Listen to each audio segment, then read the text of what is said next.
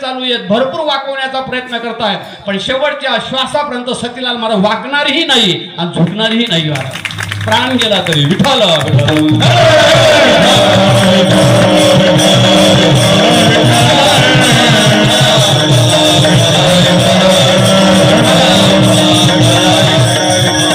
एखाद्या वेळेस जर कधी महाराज इलेक्शनचं कधी वातावरण तयार झालं, त्या वातावरणामध्ये एखादा पुढारी एखादा नेता कधी हिंदूंबद्दल कधी चांगलं बोलू लागला, हिंदू धर्माबद्दल हिंदू समाजाबद्दल कधी चांगलं बोलू लागला, तरुण पोरं मागून आवाज ओढवतात, गर्व से कहो हम हिंदू है, गर्व से कहो हम हिंदू है.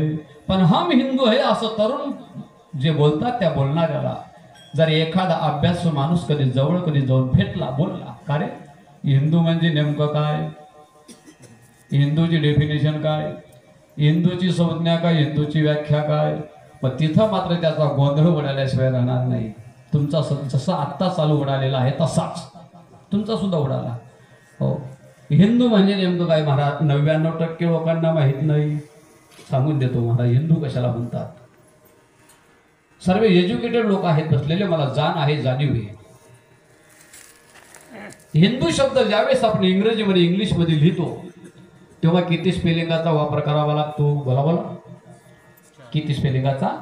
5 स्पेलिंगाचा वापर करावा लागतो. मग हे स्पेलिंग, हे शब्द आम्हाला कोणत्या दशेला आणि कोणत्या दिशेला घेऊन जातात, या स्पेलिंगामधून कोणता अर्थबोध प्राप्त होतो ऐकून ठेवा. हिंदू शब्द मला HIND आणि U हे 5 स्पेलिंगाच्या माध्यमाने हिंदू शब्द तयार होतो. मग या स्पेलिंगाचा अर्थ काय, या शब्दाचा अर्थबोध काय, हिंदू शब्दामधलं येच हे स्पेलिंग काय शिकवतो आम्हाला.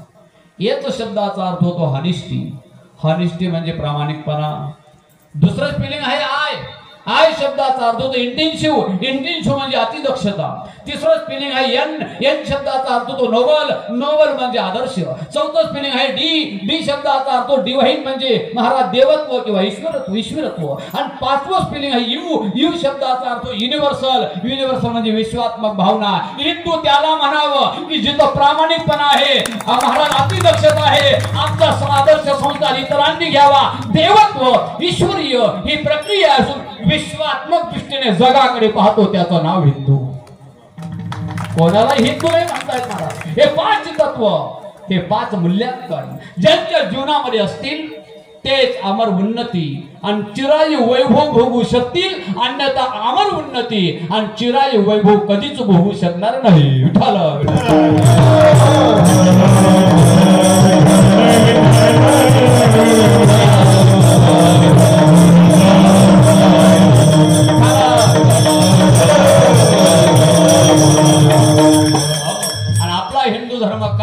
अजून ऐकून ठेवा.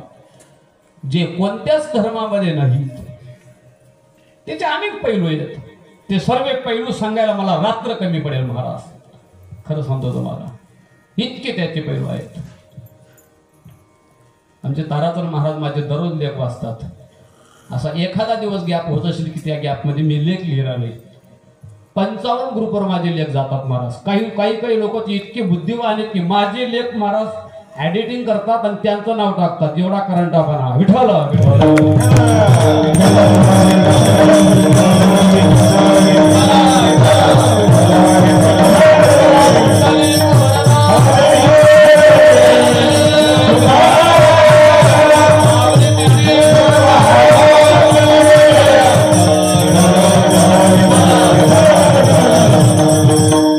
जे कोणत्याच धर्मामध्ये नाही ते आमच्या हिंदू धर्मामध्ये आहे. बाकीच्या धर्मामध्ये करार आहेत, करार. काय बाकीच्या धर्मामध्ये करार आहेत. 5 वर्षाचा, 10 वर्षाचा, 11 वर्षाचा असे करार आहेत. माझ्या हिंदू धर्मामध्ये संस्कार आहेत. काय संस्कार? संस्कारा षोडशा स्मृतः, 16 प्रकारचे संस्कार फक्त कोणत्या धर्मामध्ये सापडणार नाही महाराज. कोणत्या धर्मामध्ये आहेत? फक्त महाराज सनातन हिंदू धर्मामध्ये 16 प्रकारचे संस्कार आहेत. गर्भदान संस्कार, पोषण संस्कार, श्रीमंतनयन संस्कार, जातकर्म संस्कार, नामकरण संस्कार, अन्नप्राशन संस्कार, निष्क्रमण संस्कार, कर्णवेद संस्कार, चुडाकर्म संस्कार, वेदारंभ संस्कार, उपनयन संस्कार, केशांत संस्कार, विवाह संस्कार, समावर्तन संस्कार, त्यातल्या त्यात वानप्रस्थ संस्कार आणि शेवटला आकाडी लावाना अंत्येष्टी संस्कार. विठ्ठल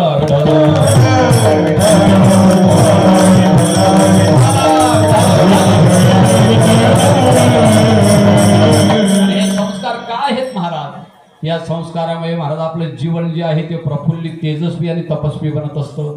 संस्कारामुळे काय होतं? दोषांचं मार्जन होत असतं. बरोबर आहे की नाही? आता तुम्ही स्वतः मिस्त्रीचे आहे. लोखंड जर कधी असेल, लोखंडाला कधी अग्नीमध्ये टाकलं, अग्नीचा कधी संस्कार लोखंडाला दिला तर लोखंड काय होऊन जातं? लालबुंद होऊन जातं. आणि अग्नीचा संस्कार लोखंडाला दिल्यानंतर ते लालबुंद होतं, नरम होतं आणि त्याला जसं वाकवलं तसं ते लोखंड वाकल्याशिवाय राहत नाही. त्याच्याकडून कोणतंही हत्यार, अस्त्र, शस्त्र, हत्यार बनवू शकता तुम्ही. कशाचा परिणाम आहे? अग्नीचा संस्कार परिणाम आहे. अग्नी माझे पडे धातू, अग्नी माझे पडे धातू, तिने शुद्ध होय धातू. चला पुढं. हे कळलं नसेल सोपं सांगतो. विनायक महाराज, गंज लागलेलं लोखंड आहे. कसं? गंज लागलेलं लोखंड आहे. ते लोखंड तुम्ही, गंज लागलेलं लोखंड